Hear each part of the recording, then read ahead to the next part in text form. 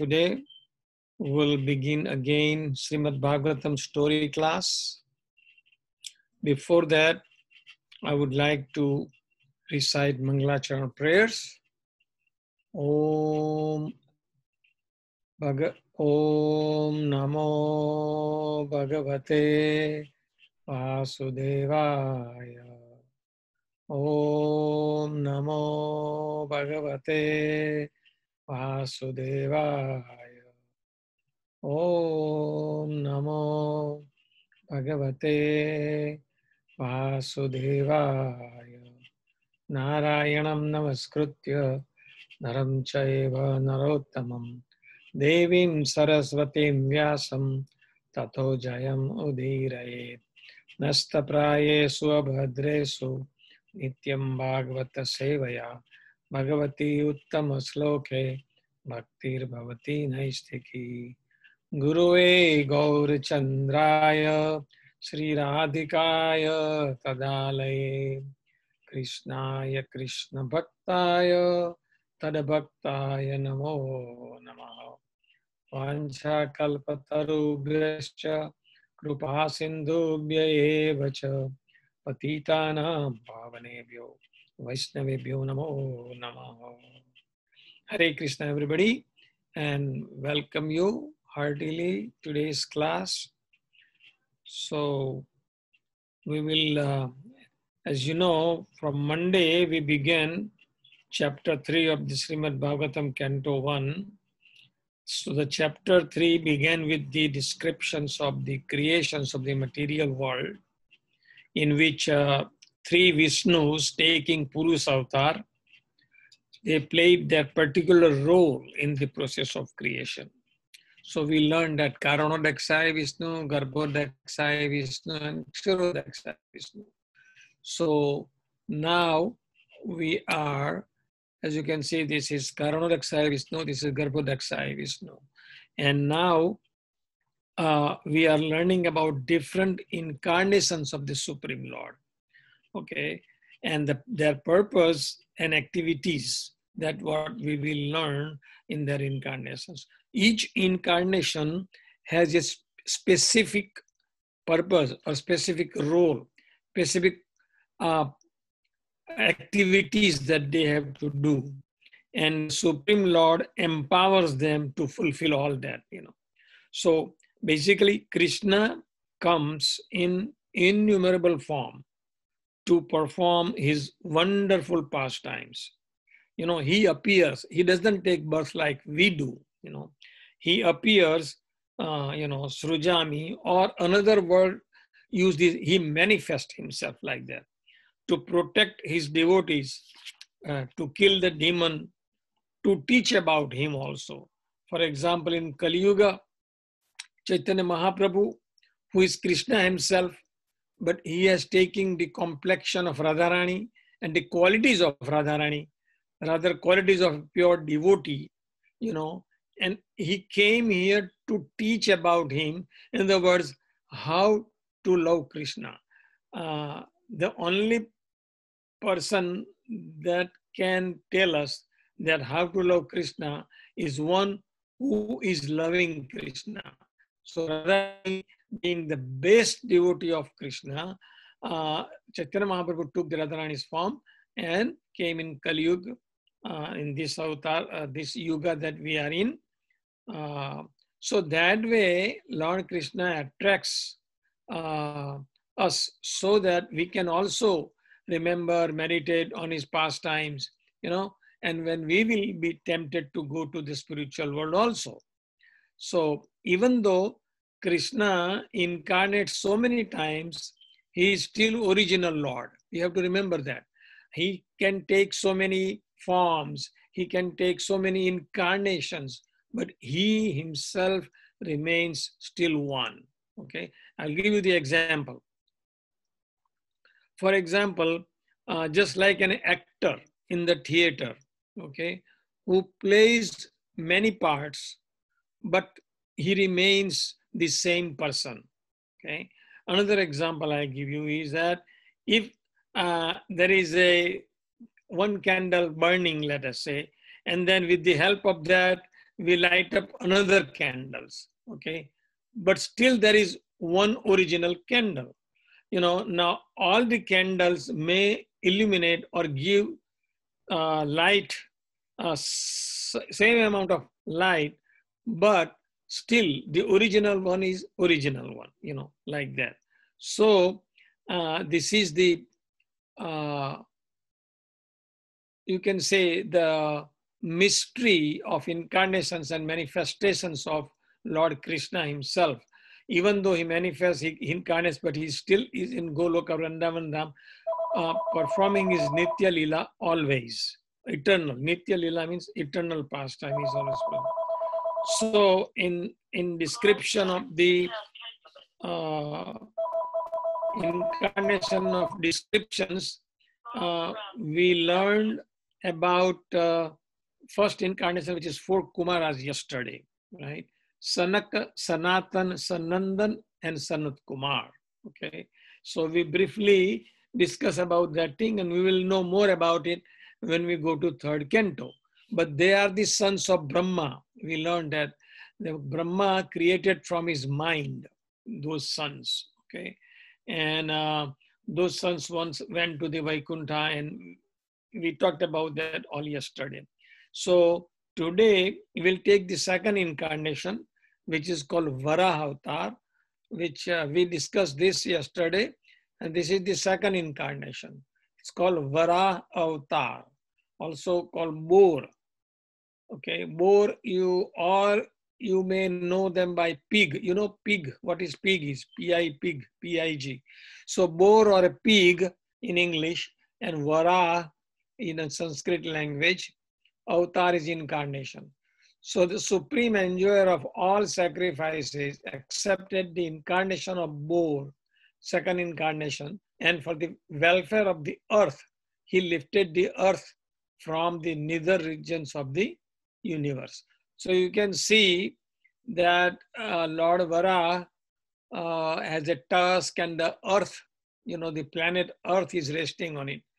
Now his function, I'll tell you briefly, and then we'll discuss about it also. That Lord Vara is like a boar or a wild pig, is a direct incarnation of the Lord. So he has tusk, and also he has a club, which is not shown here in this picture. And he appears in different millennium. There are different millennium in a sense that the Chatur Yuga cycle, when it revolves around 1,000 times, it becomes one day of Brahma. That's called millennium. So in one millennium, this Vara was white color, and in other millennium, it was reddish color. That is just the information I'm trying to give. It's in the in different millennium, different color boar or Vara came.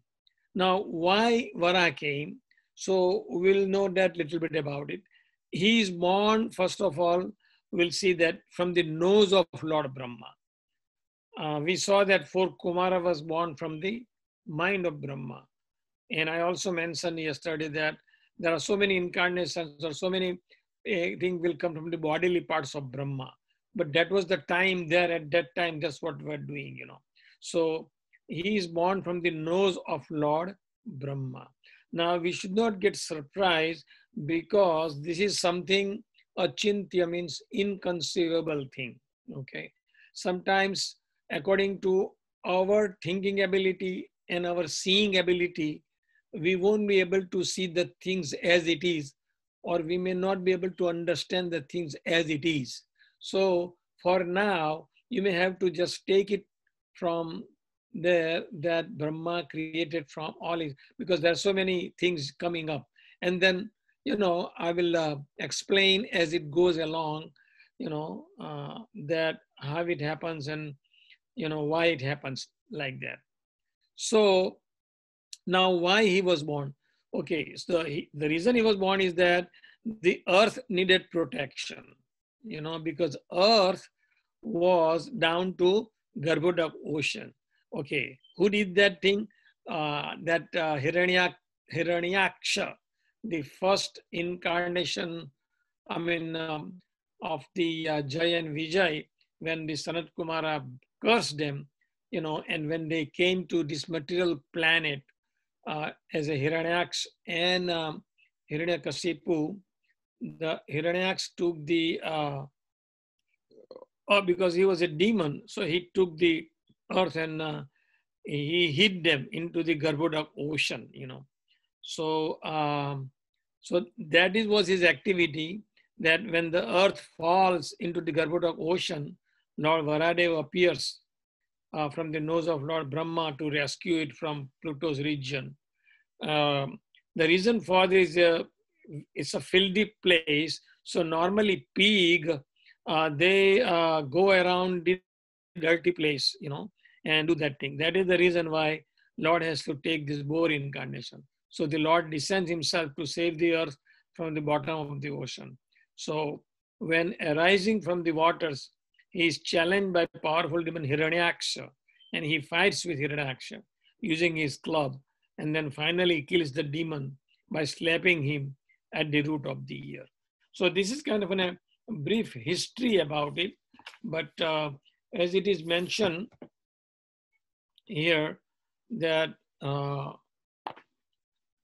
this story is told by Maitreya Muni to Vidura.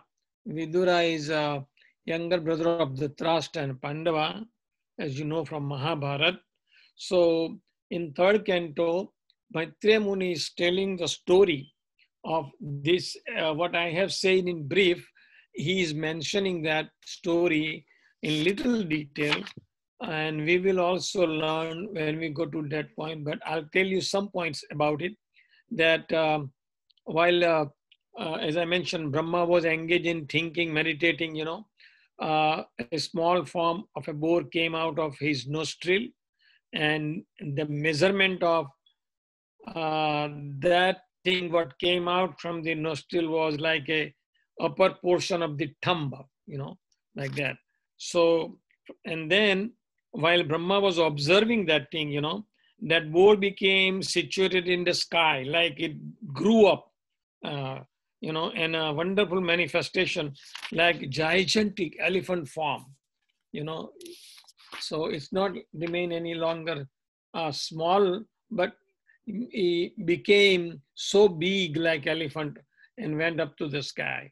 So then, struck with wonder at observing the wonderful boar-like form in the sky, Brahma with great other brahmanas like Marichi and so forth, they were began to talk about it, that what is happening, what's going on, because they even could not figure it out.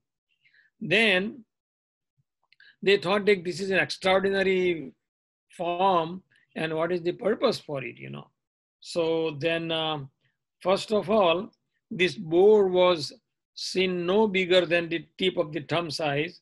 Then it grew up to a larger scale. So while Brahma was thinking about this thing, okay, then this Vara, tumultuously like a great mountain, he made a big noise also, and then he enlivened Brahma and the other highly elevated Brahmanas by again roaring with his uncommon voice, and that echoed in all directions, you can say. So then when the great sages and thinkers who are residents of Janaloka, Tapaloka, Satyaloka, upper planetary system, they started chanting auspicious name of the God, because they were kind of frightened. So this boar was like, he was playing like an elephant, and he entered the water of roaring again and entered into the water, So, and after that, before he wanted to rescue the earth, that was his also purpose. That was his job that he has to do. So Lord Boar flew in the sky, slashing his tail, his hard hair quivering, his very glance was luminous, and he scattered the clouds in the sky with his hooves and his glittering white tusk. You can see that in this picture also. So he was personally the supreme Lord Vishnu because the incarnation of Vishnu, and therefore he was transcendental. Yet because he had the body of a hog, he searched after the earth by smelling, and then his tusks were fearful, and he glanced over the devotee Brahman engaged in offering prayer. Thus he entered the water, and diving into the water like a giant mountain, Lord Boar divided the middle of the ocean into two high waves, appeared as arms of the ocean, which cried loudly, like praying, "Oh Lord of the sacrifice, please do not cut me." Because ocean thought that somebody is trying to cut me, making it two halves like that. So Lord Boar then penetrated the water with the hooves, and which were like sharp arrow, and found the limits of the ocean, means bottom of the ocean, right? Because there where this earth planet was. So although it was unlimited, he saw the earth over there. And earth is the resting place for all living being, so where people would live. So that was the main function of this Boar avatar. So now the Lord Boar very easily took the earth on his tusk, as you can see in this slide, and got it out of the water. Thus he appeared very splendid. Then his anger, glowing like Sudarshan will, he immediately killed the demon Hiranyaksha. Although he tried to fight with the Lord, Hiranyaksha could not defeat the Vara, because Vara is Lord himself. So basically he killed Hiranyaksha and he saved the earth. So this was the main function of Lord Vara. Then we're gonna look at also in brief about the third incarnation, that is Narad Muni, which we will see. Let me see.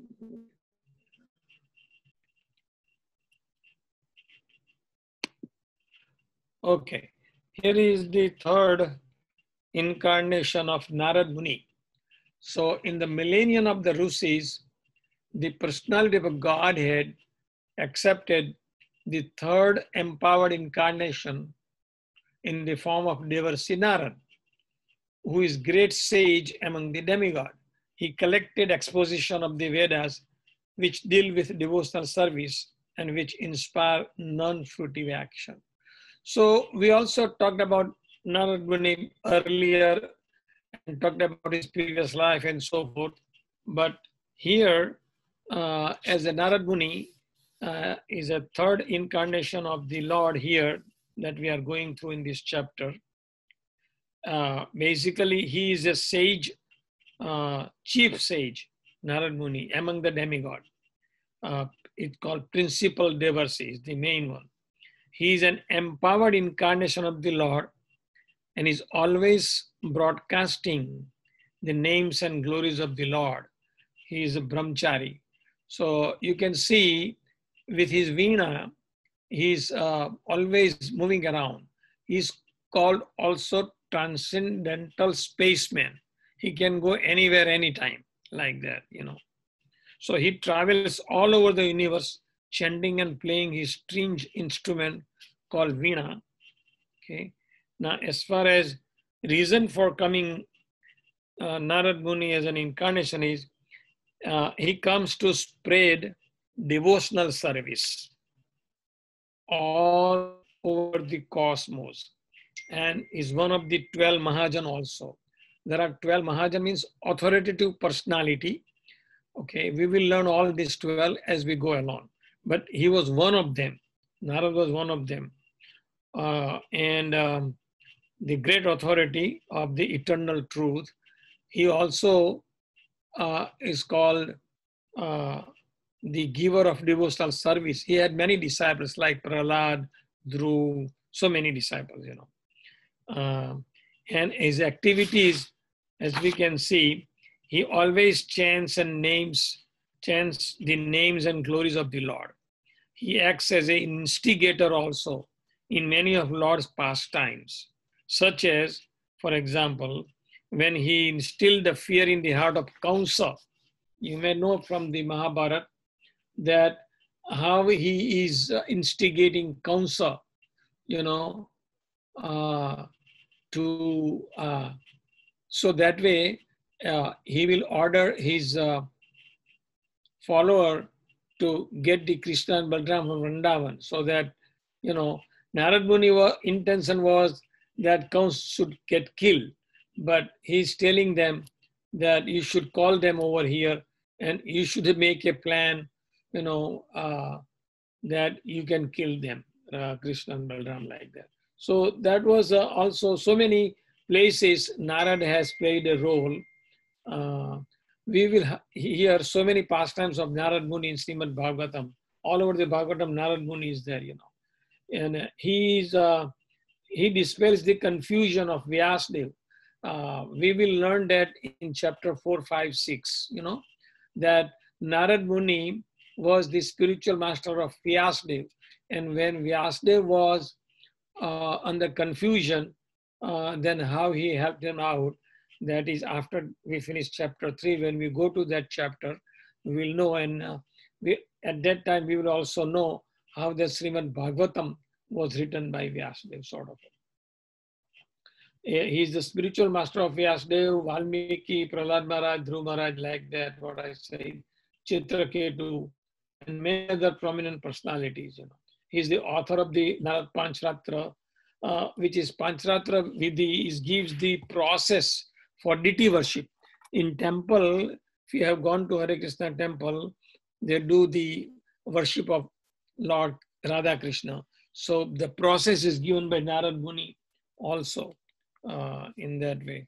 So here there is a short story also of a Narad Muni, which I'll try to tell you in brief, that one time Narad Muni, Krishna and his devotee Narad Muni, they were together in a beautiful forest among the trees next to the little river, which glittered in sunlight, sort of. So very nice place. They were in a forest, a river flowing by. Lord Krishna, his devotees, Narad was sitting, all of them there. Very nice atmosphere. It is described here that all the animals in creation gathered around Krishna and Narad Muni, delighted to be in the presence of the Lord. Okay, and there were songbird were there, peacock were there, swans, squirrels, deer, foxes, tigers, many other creatures were there around them, you know, very nice scene. And being in the presence of the Lord, they were so full of love that a deer laid down next to tiger. So, I mean, there is no fear for a deer of a tiger. They were sitting side by side. The Lord was there, you know. So spiritual atmosphere you can call. And a fox affectionately licked the squirrel's ear like that, you know.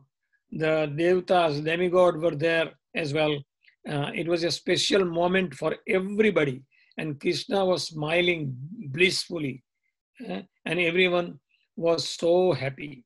So Narad Muni heart was overflowing with devotion toward the Lord. His hands were caressing the holy feet of the beloved. And all of a sudden, Krishna looked deeply at Narad Muni. And to test his spiritual understanding, Krishna asked him, "Hey Narad, what do you think? What is the greatest thing in there is in the world. So Narad became little nervous because he desperately wanted to give the correct answer. So he thought and thought and thought, and then he said, "My dear Lord, I have got it. Without any doubt, I would say ocean is the greatest of all." All right. Then what happened? All the fish that were swimming in the river jumped playfully in the water when they heard this, because they were on the way to ocean, because normally river goes to the ocean. But here the Krishna replied, okay, Narad, how can it be? Don't you know that the ocean is surrounded by land? The Narad Muni said, sorry, my lord, you are right. It cannot be. Means ocean cannot be the greatest thing. So in that case, he gave another answer about mountain. He said mountain must be the greatest. Then the squirrels were satisfied by this answer. Why? Because they love to run and play in the mountain. That little squirrel, they giggle and say to each other, squeak, squeak, squeak, like that. That's what the squirrel do, right? Which in their language means yes, yes, yes, like that. But again, Lord Krishna replied, hey, Narad, how can you say that? Don't you see the mountain are limited and the sky around their peaks are much greater? Oh, then Narad said, I'm sorry, my sir. And he was now really thinking what to do. But still, he wanted to please Lord. So he said, my Lord, now I understand that the sky is greatest thing there is. All the birds chirped in delight when they heard this, because that is the place where birds fly, that is their enjoying place.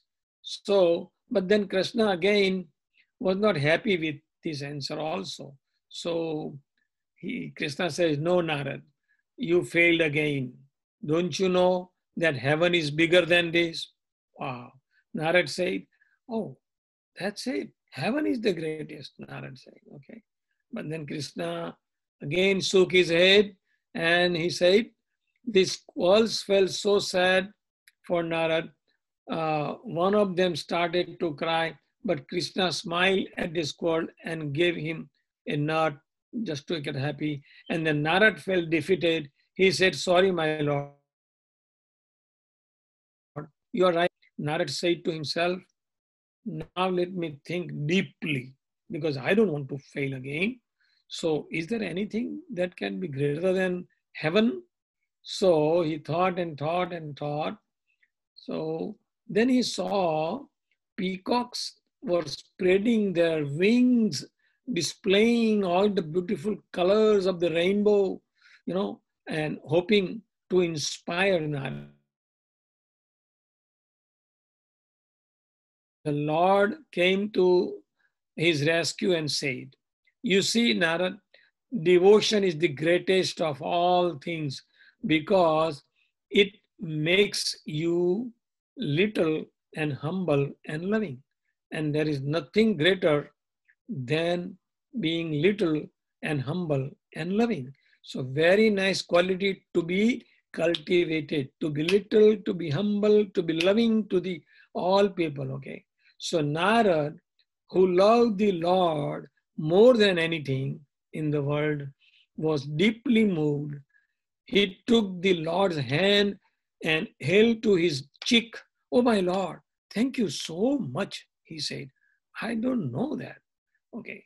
So then the squirrels who like all the other creatures were greatly devoted to Krishna, reverentially folded their paws and said again, squeak, squeak, squeak.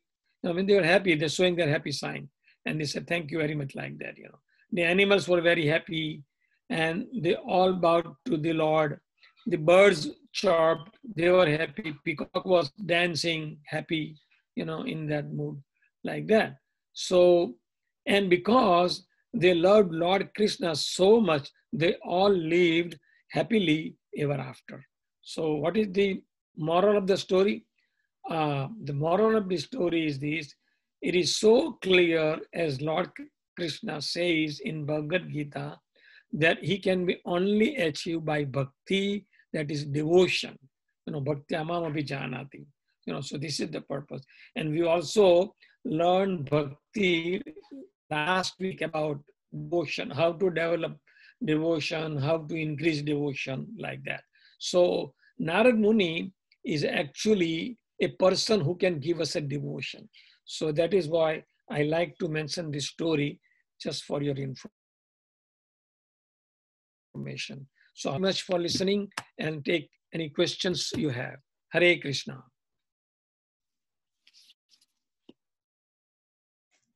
Hare Krishna Prabhuji, thank you so much for wonderful class. I request all the participants. Hare Krishna. Hare Krishna. I request all the participants, please raise your hand if you have any questions. So we will take one by one. The first one is C's iPad. C's iPad, please unmute yourself. Why is Indra the god of all gods? Why? Indra is the chief of demigod. Oh.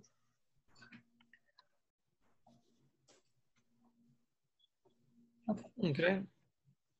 The next one is Varshini. Varshini, please unmute yourself. Where is the spiritual world? What is it? Where is the spiritual world? Why is spiritual world? No, where is the spiritual world? I didn't get it. I said, where is the spiritual world? Yes, Prabhu, it's a spiritual world. She's asking, why is it a spiritual world? Why is it spiritual? What is spiritual world? I don't You know. mean why spiritual world? No, where? Yes, Prabhu, why is it a spiritual world? Yeah. So what about the spiritual world is the place? What do you mean by why spiritual world? I don't get it. Spiritual world is a place just like material world is a place in which we live. The spiritual world is the place in which the all the eternal people, lords associate, and all the forms of lords lives there. So it is a living place for the liberated person, and the material world is the living place for conditioned soul like us. So you see the difference between liberated person and conditioned. You got it? Hare Krishna. Prabhu, she is muted. So should we take another one? Okay. The next one is Suraj. Suraj, please unmute yourself. They have the formula. Mataji, I didn't have a question, but during the class, your screen was glitching a lot. Suraj, I didn't recognize this. So might be it's happened for the network. So it's a network issue. Okay. Yeah, so we will not doing anything regarding that. We are not fixing this because it's a network issue. Okay. Okay. Okay, the next one is Srinath. Srinath, please unmute yourself. If Earth has ocean, then how can there be another ocean? How can be there in another? Oh, there are so many oceans, not only one. No, We only know ocean in the material world, but there are so many oceans. Yeah. So in Earth, all the oceans are in the material world. Pardon me? Even in the material world, we have a Pacific Ocean, Atlantic Ocean, right? Yeah. So, yeah. So that's the name. It's just okay. The whole material planet. You know that, right? The 3/4 is water and 1/4 is only land, right? Yeah. Yeah. Yeah. Okay.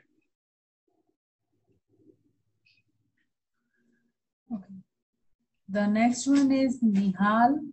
Nihal, please unmute yourself.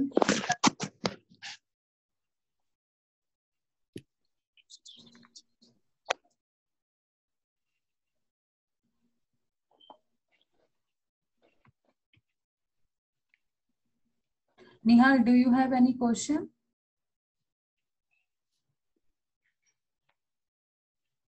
Okay. The next one is Reet. Reet, please unmute yourself. Do you have any question, Reet? Yes, Okay. Prabhuji, Yes. in that story of the boar, Krishna as a form of the boar, Yeah. were there were people on earth that time, right? What is that? When Krishna was saving earth, there were people on the earth, right? No, because the earth was completely drowned into the ocean, Garbhodak ocean. How people can live there? Yeah, so when Krishna was picking up the earth with his horns, how can it not, did it touch the earth when it was like hitting it? It could have damaged the stuff, right? On earth. No, he very carefully lifted the earth on his tusk, as you have seen within slide, and placed it in a proper position, you know. And then after, in that earth planet, people started living. Oh, okay. Thank you. You're welcome. The next one is Shri Radhe, Jai Shri Radhe Krishna. Please unmute. Why is Indra the reign of God? Indra is the name of God? No, the reign of God. The God of rain. God Vain. No, Prabhu. The question is, who is the God of rain? Oh, God of rain is Indra. Yes, yes, yes, yes. Well, I mean, you know, all demigods were given certain department, right? So, like Vayu Dev, they takes care of air. The Agni Dev, like fire god, takes of fire. You know. Similarly, rain god, the Indra, takes care of the rain. You know. For example, the president here give different department, right, and different head of the department, like that. You got it? Jai Shri Radhe Krishna, did you got it? Did you get your answer? Okay. The next one is Ananya. Ananya, please unmute yourself. So I have a few questions. Some of them I forgot. So the first one is why like how Indra is a demigod. Why do they say it as a demigod instead of just God? Because God only can be one, you know, and that is Krishna or Vishnu, whatever you call it, and all others are under him. He's sort of a help. You can say they are authorized personalities for the Lord to supply us our daily necessities. Like a president, right? Only president is one for the country. But there may be a president, or there may be a governor, there may be a secretary, there may be a treasurer, like that, you know. So similarly, God is one, but then the demigods are there. It's like a cabinet of people, you know, and each demigod, they have assigned some duties to perform as far as our material needs are concerned. They supply us. Okay, and my next question was the demon boar like two animals in one, because an elephant has tucks, so is he an elephant and a pig together? Anything I didn't quite get your question. So is the demon boar? No, Boar is not a demon. He's an incarnation of God. So he's not a demon, is Hiranyaksha. Okay, but is boar like an elephant and a pig together? Because you said the boar means pig, and an elephant has tucks just like how boar has. Yeah. So he took exactly the boar form. The Lord can take any form. And the reason he took the boar form, because the earth was lying at a filthy place. And as we know, that the hog or pig, they go around a filthy place, So nobody else can go there. So that's why the Lord has to take a pig form to go there to rescue the earth, to bring the earth back on the surface. My next question is that since the earth is in space, how did boar like carry the earth on his tucks if the earth is in space? Because there's no air in space. Yeah, So but the earth is a planet, right? Solid planet, Earth. Whole Earth planet is so he can lift it on his tusk because, as I mentioned, when he appeared from the Brahma's nose, it was like a thumb size, but then he grew like mountain size when he went up to the sky, So this is the pastime of the Krishna Lord, which is inconceivable to understand, but that is how he performs his pastime. Okay, and my last question is my second to last question is that what was the ocean that boar placed the earth in? It was in a Garbhodak ocean. The earth was at the bottom of Garbhodak ocean. Then when the Garbhodak, how did boar put the earth on the Garbhodak ocean if there's not even any ocean in space? Is there like an ocean in the other planets? So from that bottom of the Garbhodak ocean, when he lifted that earth, then because Lord can create everything, right, in its proper order. So that's how he can find a place in proper equilibrium because all the planets are floating. You know that, right? All the planets are in the universe. They are floating and they are revolving around their own axis. Earth is also revolving around its own axis. Sun is also revolving around and also around its own axis like that. All the planets, they are moving, right? Okay. Thank you, Guruji. I request to all the participants, if possible for you, please ask only one question because we need to take all the participants who raise their hands. So we need to take all the questions. So I request all the participants please take one question if possible. I know this is your question is related for one question and that's why it's going for several questions. So, but if possible, so please make sure it's by only one question. Thank you. The next one is Aditya. Aditya, please unmute yourself. So Prabhuji. Yes. So you said God doesn't like take birth in a womb like we do in a Yes. mother's womb. He just appears. Yes. So does he appear as a child or a adult?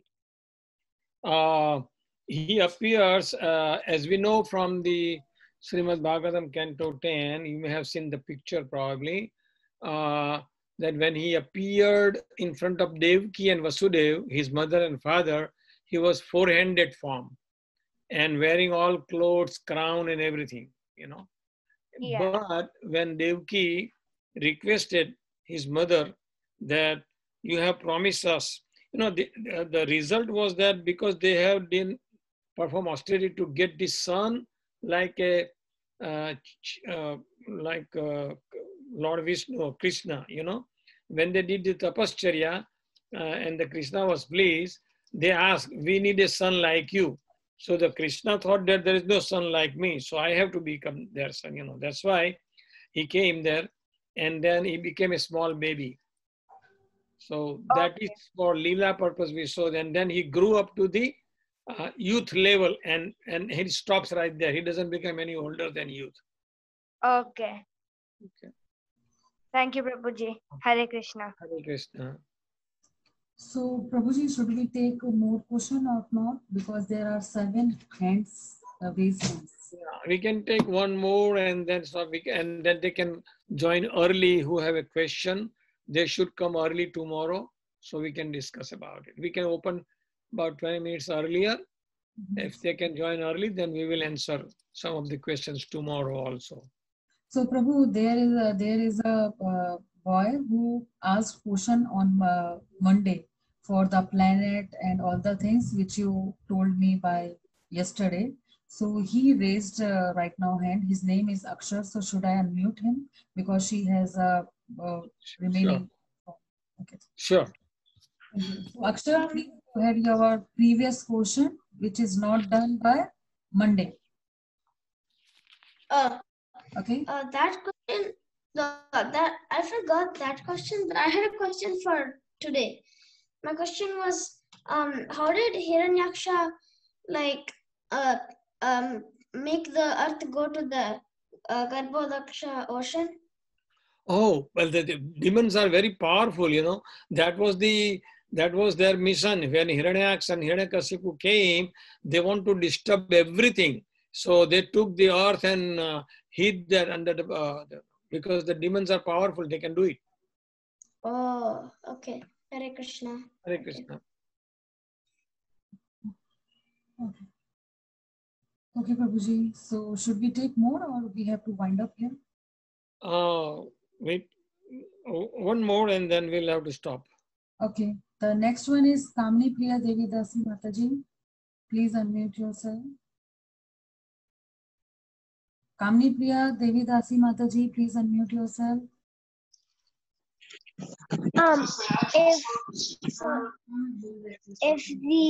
If Brahma is born from Vishnu's navel, are all the incarnations of Vishnu born from Brahma? Because no, all the incarnations are coming from Kshirodakshai Vishnu. Okay. Okay. All right. Okay. Anybody else? Prabhu, should I unmute because there is 3 hands raised right now, so it's a time to start your next class. Yes. So we will take or not? We will take or not, Prabhuji? We have to wind up. Yeah, we'll take tomorrow now. Okay. Let's. Okay.